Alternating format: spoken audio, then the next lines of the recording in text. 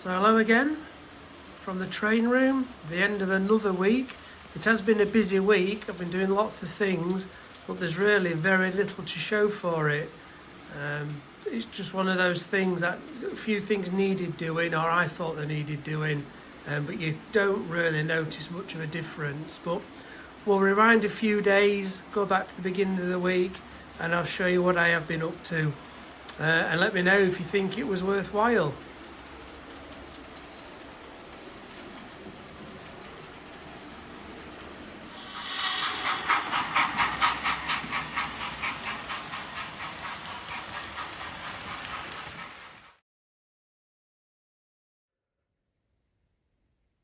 I've managed to knock together a few more trees, but that's scraping what's left in the box now of the Gauge Master stuff, so I don't think I'm going to get any more.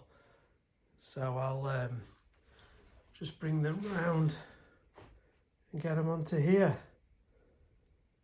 and get some more patches of undergrowth and the such like on there as well, just to fill it out a little bit.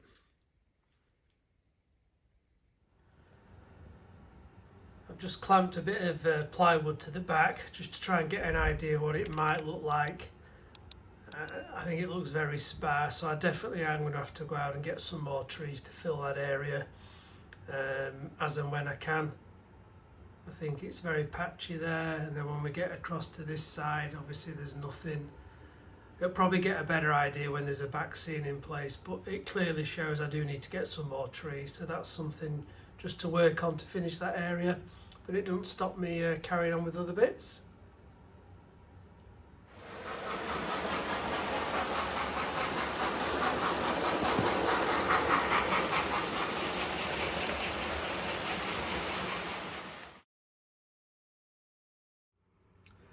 Now, I do know on a previous video I did say the final word on this Helix.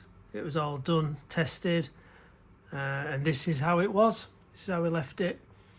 1.9, so a smidgen under 2%. Most of the engines worked fine on it. So this is what it did look like, its finished state. However, this is the Helix now.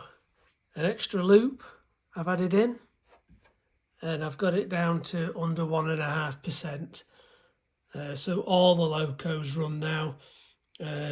Why I was just making do with some of them working and some not, I don't know. So I bit the bullet and I've added an extra loop in.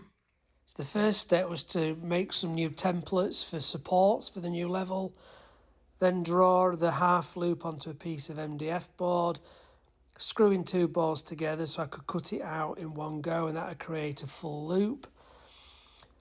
Then marked out and cut and drilled and shaped the supports. It was then a case of lowering the rods on the Helix, just so that I was then able to create enough room to slide the new supports in, all 8 of them, all the way around, and that would be the support then to create a full loop. Next, into the garage to cut out the half loop through both pieces, just out of the train room so there's no mess. Bring those back into the train room and stick down the insulation board and allow it to dry. Put the two halves together just to make sure they did marry up, and I got a nice, neat, full loop. Checking for measurements to ensure it was the same.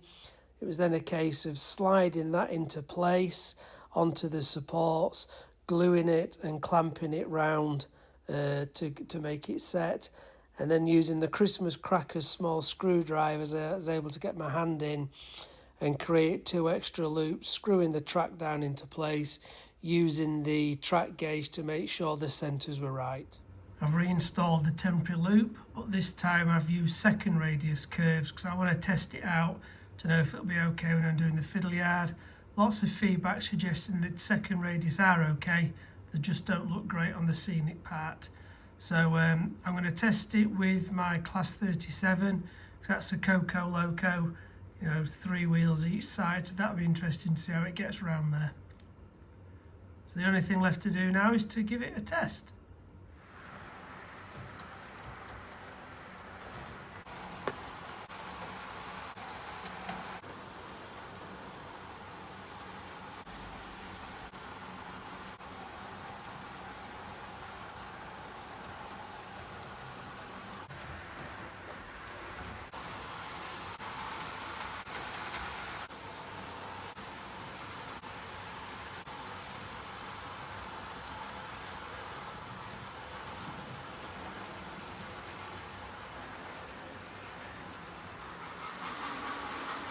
So by adding the extra loop in, the fiddle yard section is lower now. I've probably brought it down another 50-60 mil, which is better, there's more room.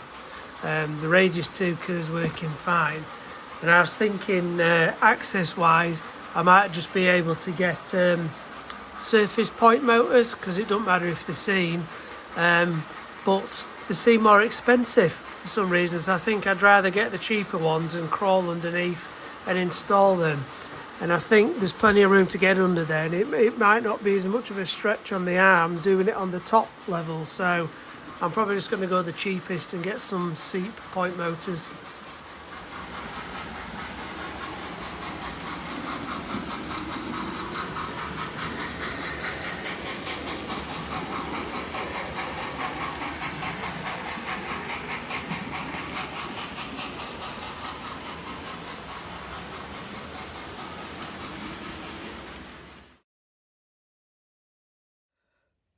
I would just like to start by thanking everybody who gave me some ideas and thoughts around this fiddle yard, what might work, what I could maybe do different.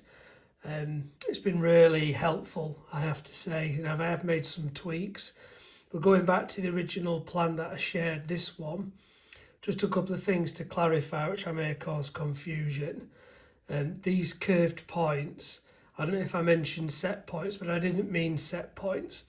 These are the Pico Unifrog curve points, and that is identical to a radius 4 curve. So I'm hoping, because they're newer, they might be okay. One thing I did need to take into account was just I've got to leave a space for the 4 sockets that are across there, but also this post, I am able to move it that side to give some more clearance there if I need to. So that was the original plan, but based on the feedback, I have been having a look at some other ideas. First one I thought about was adding more curve points here, just to get these sidings, these roads longer. Remember before, they got gradually bigger, but these front ones are quite short. So that does give me an even spread that way. So that was one idea.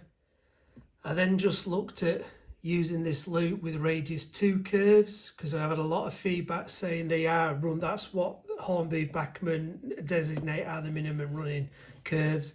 I think the whole thing is they don't look very natural on a scenic section, but this is just to serve a purpose underneath. You're not really going to see it. So I've put radius 2 in there, and you can see it does move everything back, and it gives me much better clearance. And if anything, it just extends these lines a little bit. And this is kind of version 4, if you want to call it that. This is probably where I've got to, in which I'm like most. So it's got the radius 2 curves, but I had a couple of suggestions about reversing the points and making it a parallelogram. So what I've got now is even roads, all about 2.5 meters long, which is great for me, what I need. Before I had the shortest one at 1.5 meters, but the back one was something like nearly 3.5 meters, which is probably too long for the length of trains that I'm running. And it does allow me just to get a couple of dead end roads in there as well, but giving me plenty of clearance for the sockets. So I am leaning towards this one, as I say, but I wouldn't have been able to play around and do all this if it weren't for the ideas and feedback that I got. Another suggestion that came up, which makes perfect sense and I really like it, was just, why don't I do this in phases? So maybe do phase 1, the back section first, because I've got a lot of the track and points for that, so it shouldn't involve too much cost. And when that's all done and I've got more funds, move on and do the front one. It'll just mean running a temporary line across the front just to join it up, but it'll be usable and I'd have some roads that work.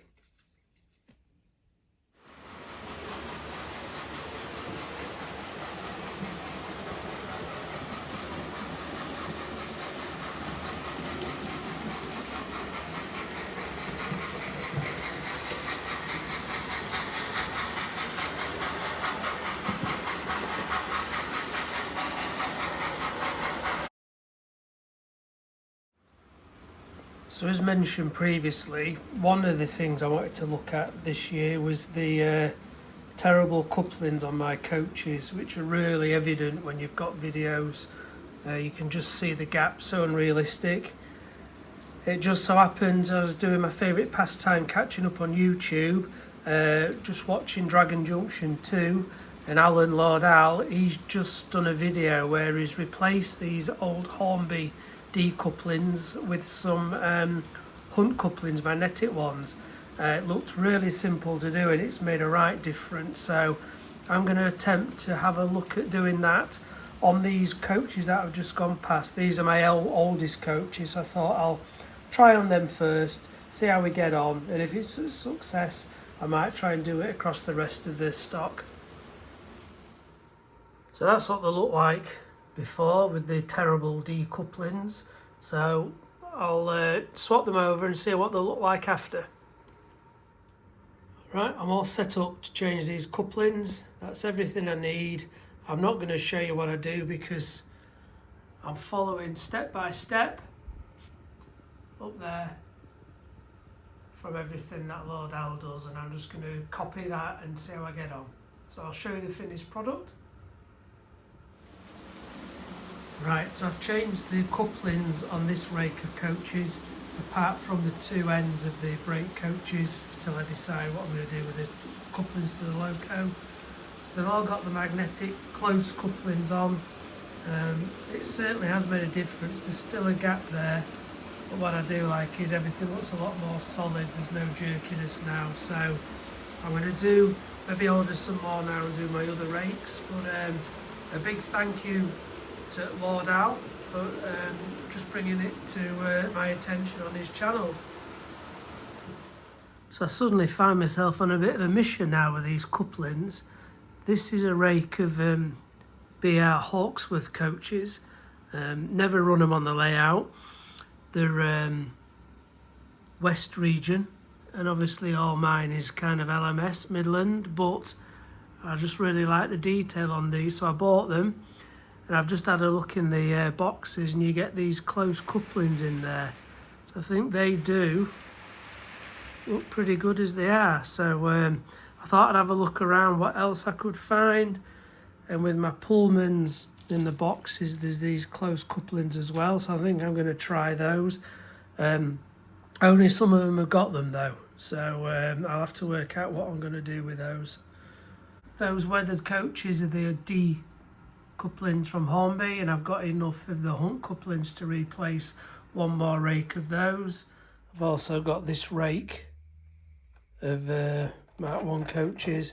These have got the NEM couplings, so I think you can slip those out and get magnetic ones.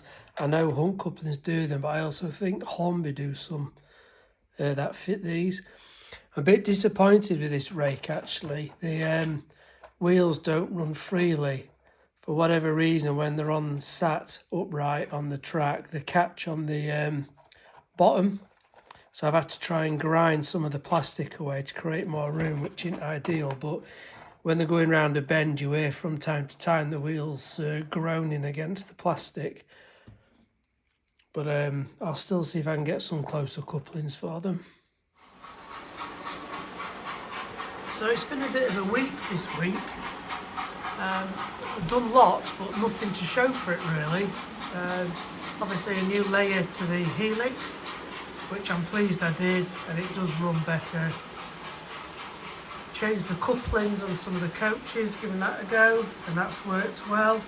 And I think I've come to a conclusion what I'm going to do with the fiddle yard. It's not till you start just having a look when you're in some of your trains. I noticed I've got a light out here. I'm going to have a little look out. The rest seem alright, so it must be a loose wire. So yeah, although it doesn't seem like I've done a lot, I have been busy all week. I'm just deciding now, I go to the Doncaster show, the Festival of British Model Railway, every year. I've been the last 3 years, and obviously there's one coming up in a couple of weeks.